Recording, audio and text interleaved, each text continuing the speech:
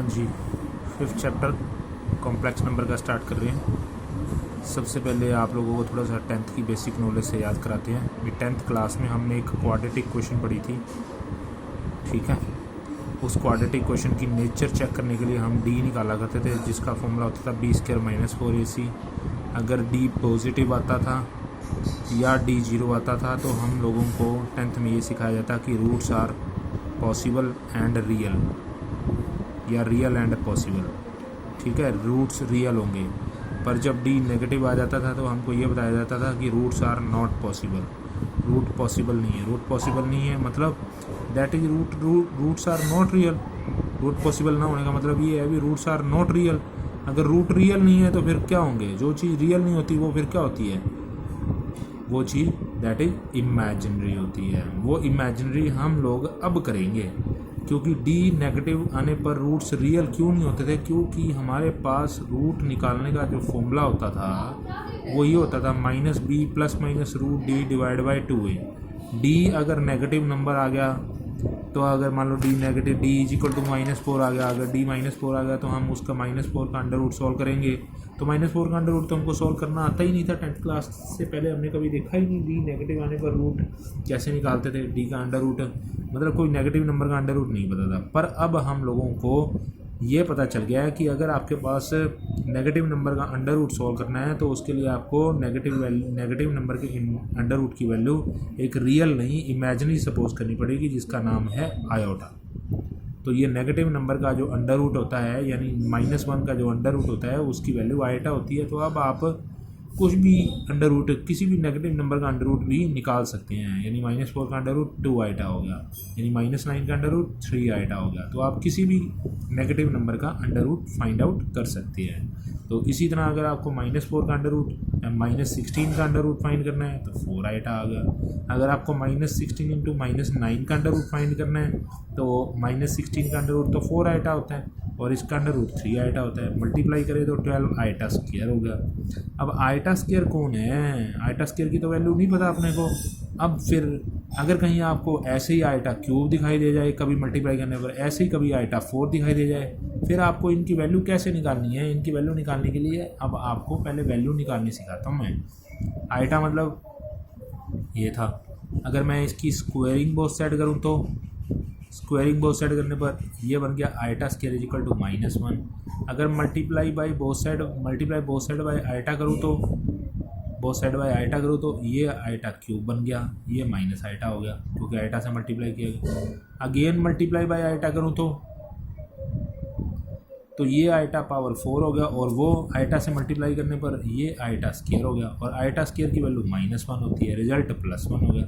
यानी कि हमारे पास चारों वैल्यू आ गई। आयोटा 4 की वैल्यू 1, आयोटा क्यूब की वैल्यू -, आयोटा स्क्वायर की वैल्यू वो भी आ चुकी है अब -1 और आयोटा खुद तो किसी नेगेटिव नंबर का यानी -1 का, किसी नेगेटिव का नहीं, सिर्फ -1 का अंडर रूट आयोटा होता है।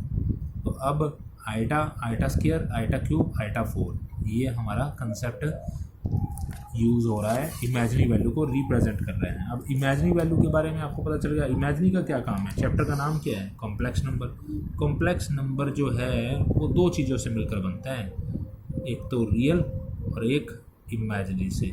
रियल तो हम लोग आज तक देखते ही आए हैं, जो बिना आयोटा वाला होता है वो रियल होता है, जो आयोटा वाला होता है वो इमेजिनरी होता है। इसलिए आपका ये चैप्टर का ना जो नाम है कॉम्प्लेक्स नंबर वो a + आयोटा b की फॉर्म में होगा, ठीक है। कॉम्प्लेक्स नंबर दो चीज़ों से मिलकर बनता है, real plus imaginary. Real a हो गया, आयोटा b मतलब आयोटा वाला जो कोफिशिएंट है वो इमेजिनरी को रिप्रेजेंट करता है, इसलिए रियल प्लस इमेजिनरी मिलकर बनते हैं कॉम्प्लेक्स नंबर। तो ये आयोटा की नॉलेज पहले आपको करवाई है, आयोटा होता क्या है। अब आगे देखो, अब आपको आयोटा पता चल गया।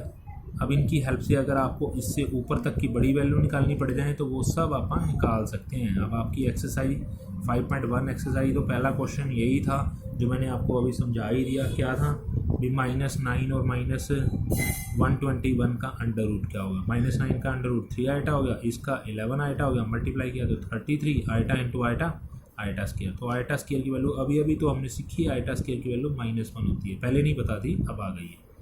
ये आंसर है बस, ठीक है। अगर आपको ऐसे सॉल्व करना पड़ जाए -16 का अंडर रूट प्लस 3 इंटू -25 का अंडर रूट प्लस -36 का अंडर रूट प्लस -16 का अंडर रूट। ये बन गया -16 का अंडर रूट कितना होगा, ये हो गया अपना 4 आइटा, क्योंकि 16 का तो 4 और माइनस का आइटा। ये हो गया अपना 5 आइटा, ये हो गया अपना 6 आइटा और ये हो गया अपना 4 आइटा। ये हो गया अपना 4 आइटा और ये हो गया अपना 15 आइटा और ये हो गया 6 आइटा और ये हो गया 12 आइटा। अब इन आइटा आइटा आइटा वाले जोड़े जुड़ते हैं, जो जुड़ते हैं वो जोड़ दो, सब्ट्रैक्ट वाला सब्ट्रैक्ट कर दो। 15 और 6 19 और 6 25, 25 आइटा में से 12 आइटा सब्ट्रैक्ट करेंगे तो अपना आंसर आ गया।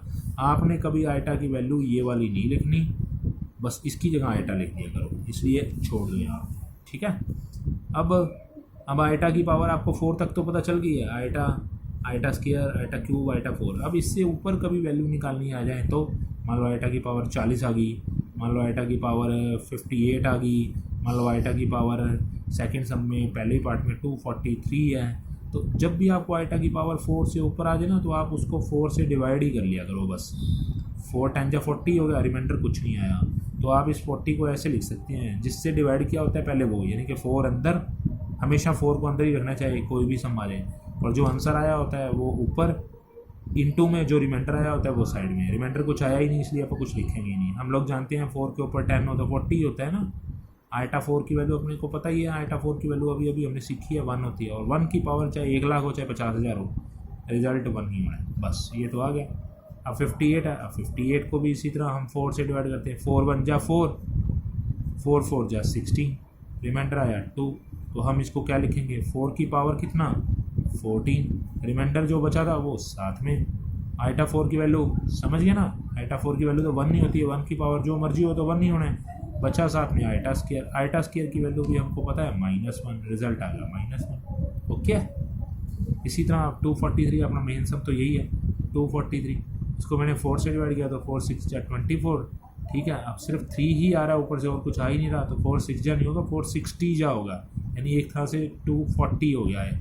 अगर आप 4 × 60 करो तो 240 होगा, रिमाइंडर कितना बचा 3, तो आप इसको क्या लिखोगे 4 की पावर 60, यानी कि मीन्स 240 होगा, और रिमाइंडर 3 बचा हुआ है तो इनटू लगा के रिमाइंडर लगाना होता है। ये तो रिजल्ट में 1 हो गया, आइटा क्यूब की वैल्यू माइनस आइटा है, रिजल्ट माइनस आइटा आ गया। आगे बात समझ, ठीक है। तो आइटा की पावर जो मर्जी आ जाए हम सॉल्व कर सकते हैं। आइटा की पावर अगर नेगेटिव में आ गई, नेगेटिव को तो पॉजिटिव बनाना आता है भाई हमको, कैसे नेगेटिव को पॉजिटिव बनाना, तो नीचे भेज दो बस। इसको भी वैसे ही सॉल्व कर दो, 4 9 जा 36, क्योंकि जब 10 40 तक होता है तो हम तो 4 की टेबल ऐसे भी पढ़ लेते हैं, 4 9 जा 36 हो गया, अब ये तो 38 है, अभी 2 और बच गया तो वो 2 लगा दिया। आइटा 4 की वैल्यू 1 है, साथ में आइटा स्क्वायर तो -1 है, रिजल्ट आ गया 1/-1 -1, ठीक है, ओके। बहुत सारे आ जाएं तो वो भी सॉल्व कर सकते हैं, जैसे आइटा 12 आ गया, आइटा 13 आ गया, आइटा 14 आ गया, आइटा 15 आ गया, तो 4 3 जा 12 भी होता है। लो ये भी 4 3 जा 12 भी होगा, रिमाइंडर अभी 1 बचा है, आइटा 1 हो गया। 4 3 जा 12, रिमाइंडर 2 बचा, 4 3 जा 12, रिमाइंडर 3 बचा। जितना रिमाइंडर बचता जाए वो आइटा की पावर लगाते जाओ। ये अपना रिजल्ट 1 हो गया, ये भी अपना 1 हो गया इंटू आइटा, ये भी अपना 1 हो गया इंटू आइटा स्क्वायर, ये भी अपना 1 हो गया इंटू आइटा क्यूब, ठीक है। और इन सब की वैल्यू डालनी शुरू कर दो। पहला 1 नहीं पड़ा रहेगा, 1 इंटू आइटा आइटा ही है, आइटा स्क्वायर की वैल्यू माइनस आइटा है, आइटा क्यूब की वैल्यू माइनस आइटा है, ठीक है, सॉरी आइटा स्क्वायर की वैल्यू -1 है, तो रिजल्ट आ गया 1 प्लस आइटा -1 माइनस आइटा, ये दोनों कैंसिल हो गए, 1 से 1 कैंसिल हो गया, रिजल्ट 0। ये हमारा आंसर आ गया। बस ये हमारी एक्सरसाइज का सम ही था, पार्ट था। थोड़ी क्रिटिकल वैल्यू आ गई, जैसे थर्ड का फर्स्ट पार्ट है, iota power 19 1 iota whole power 25 और सारे के ऊपर पावर 2 है, कोई दिक्कत नहीं है। 19 को 4 4 जा 16, रिमाइंडर 3, 1 की पावर 25 1 नहीं होना है, आइटा की 25 4 6 जा 24, रिमाइंडर 1, तो आइटा 1 लगा दिया। आइटा 4 की वैल्यू तो 1 नहीं होनी है, आइटा क्यूब की वैल्यू माइनस आइटा आनी है। ये भी रिजल्ट में नीचे आइटा 4 की वैल्यू 1 नहीं होनी है, साथ में आइटा बैठा है, ऊपर होल स्क्वायर, रिजल्ट बच गया माइनस आइटा, और यहाँ 1/आइटा होल पावर स्क्वायर पड़ा ही है। अब आप एलसीएम ले लो, एलसीएम में आएगा आइटा, ये हो गया iota square plus 1, iota square की वैल्यू तो तो -1 होती है, माइनस पहले ही बैठा है, +1 होगी। नीचे आइटा होल स्क्वायर, तो 1 और 1 2 बाई आइटा होल स्क्वायर। अब आप अपना स्क्वायर कर लो, स्क्वायर करोगे तो ये हो गया 4, साथ में आइटा स्क्वायर की वैल्यू -1। ये हमारा आंसर आ गया, बस दैट्स ओके। ठीक है, तो जितनी मर्जी आइटा की पावर आ जाए हम सॉल्व कर सकते हैं। अब मैं कॉम्प्लेक्स नंबर के बारे में आपको नॉलेज करा रहा था। तो कॉम्प्लेक्स में कॉम्प्लेक्स जोड़ो या सब्ट्रैक्ट करो, ऐड करो या सब्ट्रैक्ट करो या मल्टीप्लाई करो या डिवाइड करो, मिलना कॉम्प्लेक्स नंबर ही है। और दो कॉम्प्लेक्स नंबर आपस में इक्वल तभी होते हैं, मान लो a प्लस आइटा b, मान लो 3 + 2 आइटा, ये कॉम्प्लेक्स नंबर की स्टैंडर्ड फॉर्म होती है। और 2 + 3 आइटा, ये दोनों कॉम्प्लेक्स नंबर आपस में इक्वल नहीं हैं। दो कॉम्प्लेक्स नंबर इक्वल तभी होंगे when real equal to real हो, इमेजिनरी इक्वल टू इमेजिनरी हो विद साइन। अगर ऐसा है तभी दो कॉम्प्लेक्स नंबर इक्वल हैं। फॉर एग्जांपल मान लो 3 + 2 आइटा, तो आप 3 - 2 आइटा आपको बराबर है, तो अभी भी बराबर नहीं है, क्योंकि रियल तो रियल बराबर है ही, पर इमेजिनरी यहाँ पे +2 है, वहाँ -2 है, ये तो इक्वल नहीं है ना, इसलिए आप इनको इक्वल नहीं कह सकते। अब आपको क्वेश्चन में तो यही दे रखा है कि फाइंड x और y, फोर्थ क्वेश्चन में इफ़ 2 कॉम्प्लेक्स नंबर इक्वल हैं। तो पहला पार्ट मैं उठा रहा हूँ 4x + आइटा 3x - y, ये आपका स्टैंडर्ड फॉर्म ही है, लाइक a + आइटा b वाली फॉर्म। इक्वल टू दे रखा है अपने को 3 - आइटा 6, वो भी a + आइटा b फॉर्म ही है। तो दो कॉम्प्लेक्स नंबर के बीच में कोई प्लस माइनस का साइन है, इक्वल का साइन है। अगर 2 कॉम्प्लेक्स नंबर इक्वल होते हैं तो कब होते हैं, तो यहाँ आप लिखोगे comparing real and imaginary parts. Real compare कर लो, इमेजिनरी। तो यहाँ हो गया 4x, उधर हो गया 3, इमेजिनरी हो गया इधर 3x - y और इधर इमेजिनरी हो गया -6। लो जी, यहाँ से तो x की वैल्यू आ गई। ठीक है, हमको x और y निकालने थे। मान लो आपके पास इधर अकेला ही 3 पड़ा होता, तो आप इसको 3 + 0 आइटा लिख देते। जो चीज़ ना हो ना रियल और इमेजिनरी में, वो 0 लगा दो उधर की साइड। ठीक है, तो रियल के साथ कंपेयर करना है, इमेजिनरी दिख ही नहीं रहा होगा, तो हमने 0 आइटा लगा दिया, तो फिर तो 0 के साथ बराबर हो जाता ना। अब x की वैल्यू यहाँ पुट कर दो और y की वैल्यू आ जाएगी। बस ये अपनी फर्स्ट एक्सरसाइज का काम फिनिश। सॉल्व करो, y आ गया। ठीक है।